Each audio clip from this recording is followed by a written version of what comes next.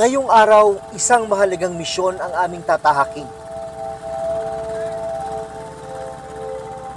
Pakay kong hanapin at kumustahin ang mga mangingisdang dati kong nakasama 6 na taon na nakararaan sa Scarborough Shoal o Baho de Masinloc. Isa sa mga pinag-aagawang teritoryo sa West Philippine Sea.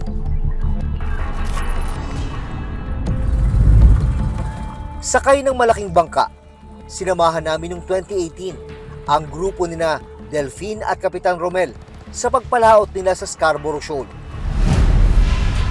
124 nautical miles lang ang layo nito mula sa Masinloc, Zambales. Pasok sa 200 nautical mile Exclusive Economic Zone o EEZ ng Pilipinas. Mga barko at speedboat ng China Coast Guard ang aming inabutan. Ang isang speedboat nilapitan ng aming bangka. Talaga Masinloc, karahatay lang namin. Ang kanilang pakay, manguha ng mga bagong huling isda. We have bread. You want bread? What do you want? Snowfish. Fish! Fish! Fish! Sa isang video na nakuha ng reporters ng Utbok, makikita ang ilang Chinese Coast Guard na sumampa sa bangka ng mga Pilipinong mangingisda. Isa-isa nilang pinili at pinuno ng magagandang klase ng isda ang kanilang banyera. Labag man sa loob nila ang pangunguha ng China Coast Guard, wala naman daw silang magawa. Para kaming magnanakaw sa sarili nating karagatan. Pero mas may malala pa pala silang sinapit sa kamay ng China Coast Guard. Dahil si Mang Delphine, pinsan ng ninakawan at sinaktan ng mga dayuhan. Ayaw ko sanang ibigay dahil naamarang sa pamilya ko.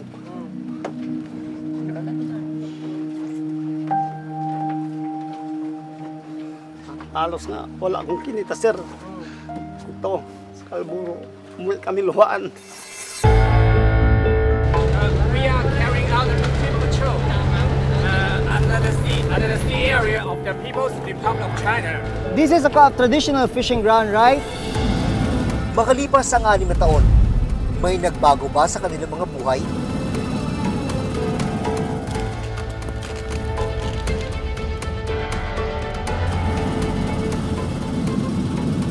Malaya na kaya silang makapangisda sa Scarborough? Lakas. Lakas ng pressure niya.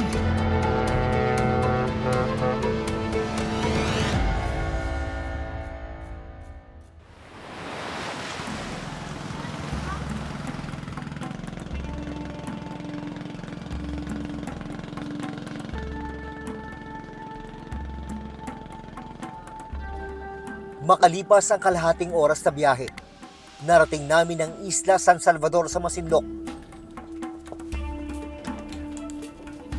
Sa may Pampang, nakita ko ang ilang pamilyar na mukha.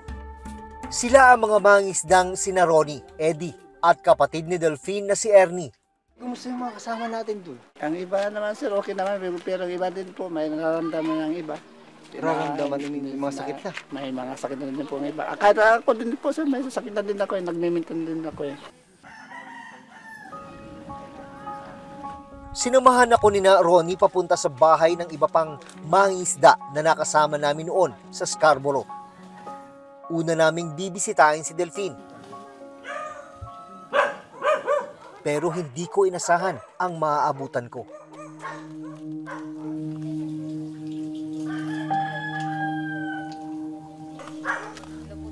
Si Delphine, ano? Kilala mo siya yan? Delphine. Ang dating malakas at masiglang nakasama namin sa pangingisda.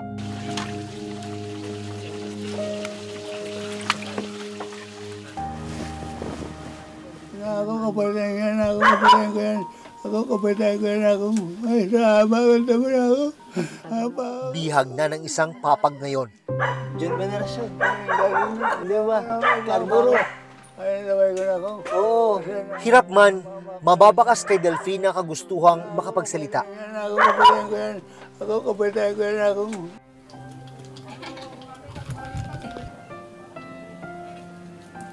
Ako wala na. Naalala mo yan. Tingnan mo.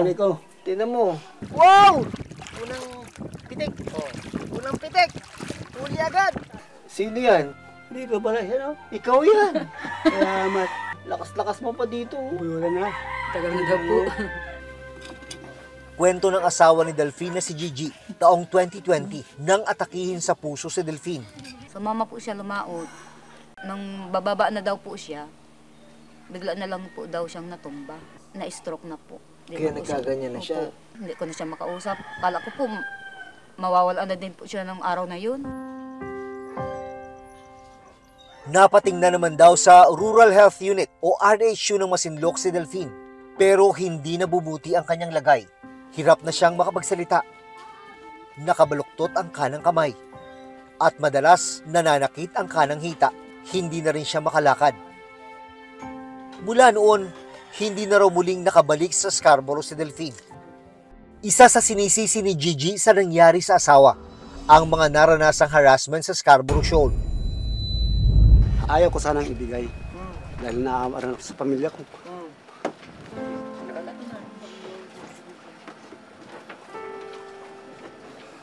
Halos nga, wala akong kinita, sir. Ito, sa Scarborough. Umuwi kami luhaan. Sa Scarborough, walang kinita. Kaya yun ang ayaw ko. Kailan yan, sir? Itong December, December lang, sir. oh, kinawit pa ako dito sa lig na ayaw kong ibigay yung pana ko. Ngayon, pinipirsa nila. Ang ganitong mapait na karanasan, hindi raw mawala sa isipan ni Delphine. Yung gamit po, daw po niya, kinuha nila. Yun po ang Ay, naaalala pa rin talaga Opo, niya. yung mga na- gamit daw po niya. At kahit bihag ng karamdaman, hindi raw nawawala kay Delphine ang kagustuhang makabalik sa Scarborough Shoal. Habang nagkukwentuhan tayo, umiiyak ka nga doon eh. Sama ka pa daw doon, siguro. Gusto pa daw sasama doon. Salamat. Salamat Punta ka daw doon, po. punta ka doon. Pupunta Tayo ka tayo. doon. Laban-laban. Laban-laban daw, laban-laban daw po sa Lalaman doon. tayo doon. Ano?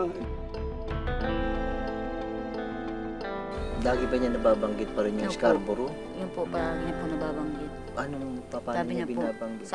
sa atin yun. Hanggang ngayon. Opo, pupunta pa daw siya pag malakas din daw po siya. Dahil hindi makapagtrabaho, umaasa sila ngayon sa tulong ng mga anak. Kagayang ganyan po, hindi ko siya maiwanan. Gusto ko maghanap buhay, hindi ako makapaghanap buhay. Kawawa na naman po siya pag ganyan po, dudumi siya. Wala pong mag-asikaso sa kanya. At gustuhin man daw nilang maipagamot si Delphine. Kulang na kulang sila sa pantustos. Dagdag na hamon din ang pagdadala sa kanya sa ospital. Kailangan pang tumawid ng dagat para makarating sa bayan ng Candelaria, kung saan naroon ang ospital na pwedeng tumingin kay Delphine. Ang layo-layo po, bago wala pa kaming sariling bangka na isakay siya, hindi pwede po sa bangkang malaki. Kasi hindi po siya nakakalakad. Hindi. Hindi. Hindi, tulak. Nagdadasal po ako na sana po may tutulong sa amin.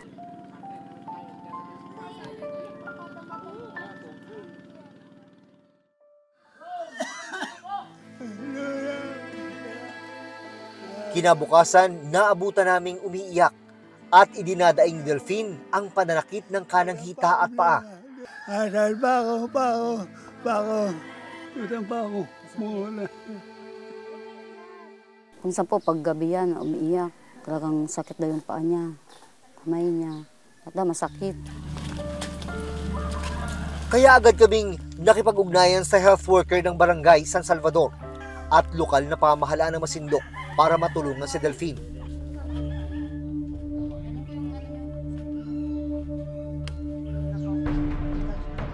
Para madala sa Pampang, kakailanganin siyang ipahila sa isang kalabaw. Mama, sabi nila. Alunan. Abante mo si Padre del Bentahan. Abante mo pa siyang konti doon sa unahan. Sa tulong ng kanyang busong anak na si Deji, na nagsilbi niyang sandalan, ibinyahe si Delphine habang hila-hila ng isang kalabaw na nagmistulang isang ambulansya.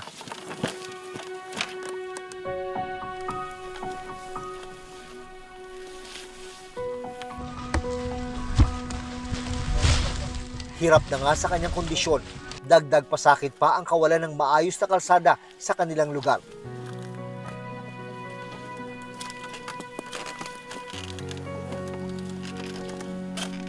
Pero para sa pamilya ni Delphine, ito raw ang pinakahihintay nilang pagkakataon.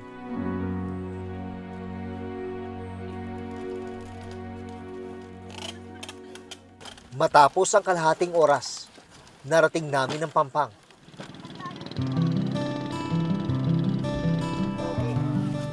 Pinagtulong-tulungan siyang isakay sa isang bangka.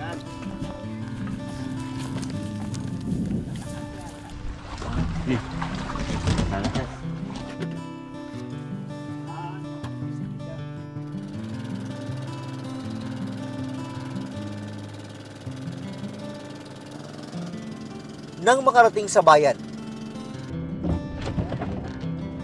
inilipat naman si Delphine sa isang ambulansya.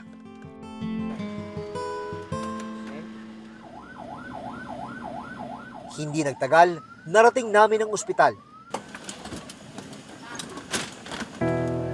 Makalipas ang 4 na taon, sa wakas, matitignan ng espesyalista si Delphine. Ano ang matutuklasan sa kanyang kondisyon? May pag-asa pa kaya siyang gumaling? Ang gagawin po natin po, itataas ko po itong kamay nyo, ha? Walang problema. Subukan nyo nga pong igalaw to. Yan. Sige po. Subukan igalaw. Taas, taas. Yan. Pero masakit po ito tayo, no? Sumasakit, no? Tigas na po. Wala pa ako.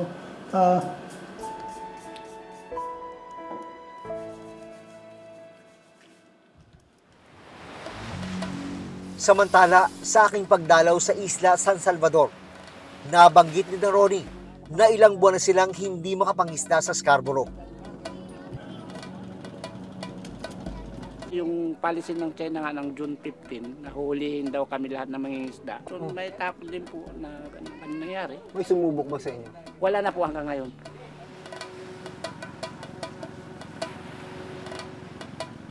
Yung mga mangingisda dito sa Isla San Salvador, nitong nakaraang Hunyo pa huling napunta sa Scarborough Shoal para mangisda. Pero simula nga nung magbanta yung China, nahuhulihin yung mga mangingisdang magpupunta roon, tumigil na sila. Kaya yung mga mangingisda dito na lang sa municipal waters ng Masinloc, Zambales. Tingnan natin kung ano nga ba yung kanilang mahuhuli kung nandito lang sila sa municipal waters. Habang nasa bangka, muli naming napagkwentuhan ang aming naging biyahe sa Scarborough Shoal noong 2018. Pag di ba pag nangangawi lang tayo, ulam na. Ulam na.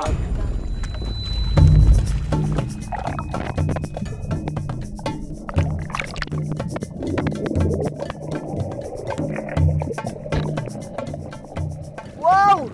Unang pitik. Unang pitik. Uli agad.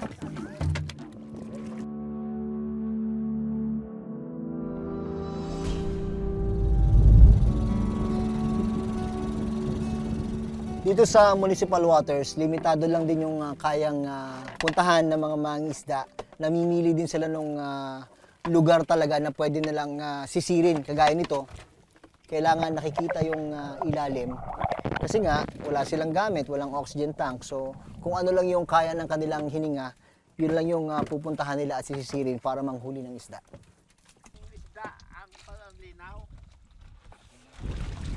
Anim na taon na lumipas mula nung nakasama ko yung grupo ng mga mangingisdang ito. Ganun na ganun pa rin, halos wala pa rin nagbago. Tingnan mo naman yung mga gamit nila. Kinakalawang, ito, yung mga pangpana, mga goggles nila, lumang-luma. Ganyan ang buhay ng mga mangingisda dito sa Masinloc, Zambales.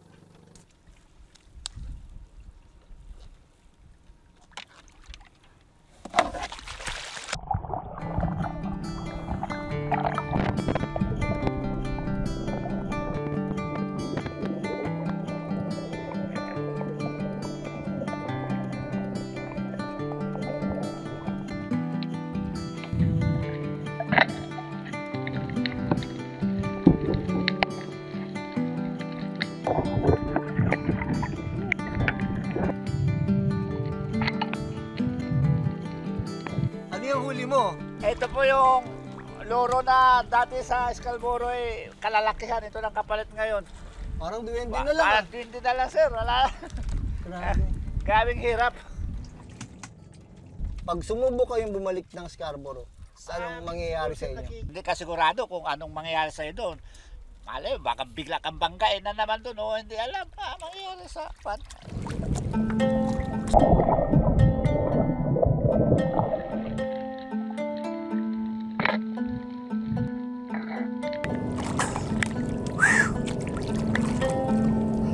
Makalipas ang isang oras na laot, nagpasya na sina Ronnie na umahon. Hirap talaga. Hulihan na dito, may ilap. Isda. Kahit na ginagamitan na yung habang hininga, wala talaga. Pagtira mo, yung isda. Hindi magalaw ang isda talaga, sir. Hindi kagaya sa West Philippines, eh. Yeah. Talagang bawat tira, kuha. Malayo talaga. Sa isang oras nyo kaya doon? Marami na, sir. Sa isang oras mo, makakuha ka na siguro mga 3 kilo. Eto, may 1 kilo ba ito? Sir? May 1 kilo ba tayo ngayon? Malakas. Wala, no? Ang kaunting huli ngayong araw, paghahatian pa ng grupo. Puwat ng itong may banta ang China. Kaya natakot yung iba. Siyempre ayaw din nila makulong siguro. Kaya yun, wala nang lakas loob na pumunta. Masakit isipin na ang ating mga mangisda hindi makalaot sa sarili nating teritoryo. Tapos makikita mo sa TV, yung barko ng natin, Coast Guard at saka Bipar, binabaka na lang, nabubutas. Kami pa kayang kahoy ang sinasakyan.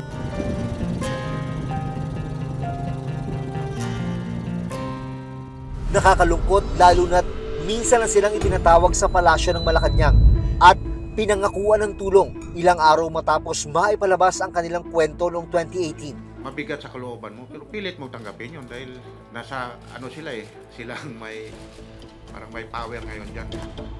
Iginito ng Malacanang na nakipag-ugnayan na ang Department of Foreign Affairs o DFA sa Chinese Embassy sa Pilipinas tungkol sa nangyari sa grupo nina Kapitan Romel at Delfin. Base sa United Nations Convention on the Law of the Sea o UNCLOS, may freedom of navigation man ang ibang bansa.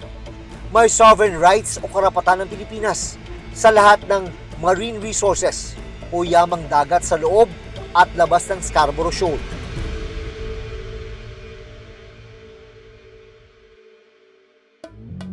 Binigyan din sila ng mga bangka. Ang problema, hindi naman nila ito mapakinabangan. Bakit nga ba hindi napapakinabangan ito? Dahil po, sir, sa marami pong kakulangan, nung inano po namin to, pini-estimate po namin sa gagawa, ang pinaka-budget niya po dito, nasa 100,000 pa ang kagastusin daw pa po namin. Saan po kami kukuha ng ganun pong halaga? Ay halos pangbili po namin pagkain namin po, hirap. Samantala, pagdating nila Delfin sa ospital, agad siyang sinuri.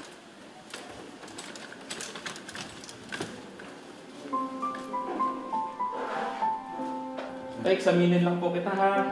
Ito ang kauna-unahang pagkakataon na matitignan siya ng isang neurologist. Subukan nyo nga po itaas yung kamay nyo. Ito itaas. Walang problema to. Ang problema tayo, no? Okay. Masakit po ito? Sakit pa ako, ito pa ako. Opo, sige. Bako ako. Dito sa stroke ni tatay, ang tinamaan po is yung left side ng brain. Kaya yung pagsasalita niya po, utal-utal, no? At hirap siya makapagsalita. Bilang tulong, nagbigay ang ospital ng ilang buwang supply ng gamot kay Delfin. Pinayuhan din siyang sumailalim sa CT scan.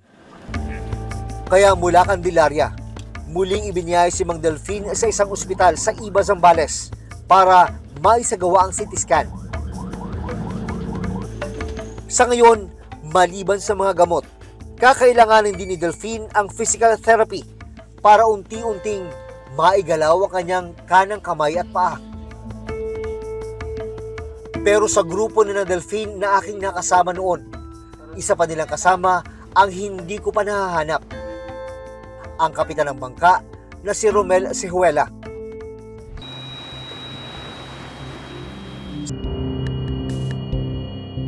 Sumunod naming pinuntahan ang kanilang lugar. Dito, sinalubong ako ng kanyang anak na si John Lester. Bago namin puntahan si Kapitan Romel, isinama niya muna ako sa daungan ng mga bangka sa kanilang lugar. Yang nakikita niyo sa aking likuran, yan yung mothership na sinakyan namin papuntang Scarborough Shoal sa dalawang pagkakataon noong 2018. Yun nga lang nakakalungkot dahil ito na lang yung natira sa mothership dahil naabandon na raw ito. Pero si John Lester, may isa pa palang masamang balita. June 1, 2022, sabi ng airmat ko na may nararamdaman lang daw siya dito sa likod. Tumakbo yung mother ko sa bahay ko, sigaw na si papa ko daw, papa mo tulungan mo kay malay nararamdaman, bigla na gingalo.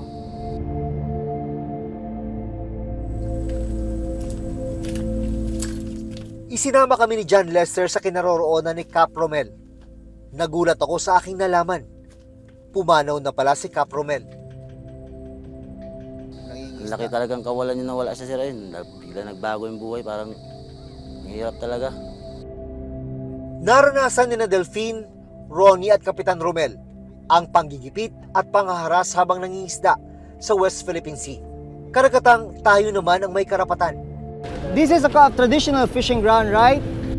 Kabilang sila sa mga nakipaglaban sa karapatang ito. Pero sa paglalalang tensyon ngayon sa Scarborough at iba pang bahagi ng West Philippine Sea, hirap na silang makapangisda rito. Ang malungkot, habang umaasa sila na muling makabalik sa Scarborough, naging bihag na ng karamdaman si Delphine. At kinamatayan na ito ni Kapitan Romel. Una na kami. Bago kami umalis sa isla, nagpaalam ako kay Delphine. Magpagaling ka. Ha? Magpagaling ka. Babalik tayo sa Scarborough. Kaya yan, kaya. Tabang ka lang, ha?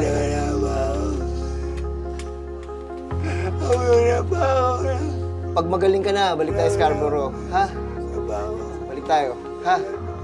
Balik tayo. Sama tayo doon. Oo.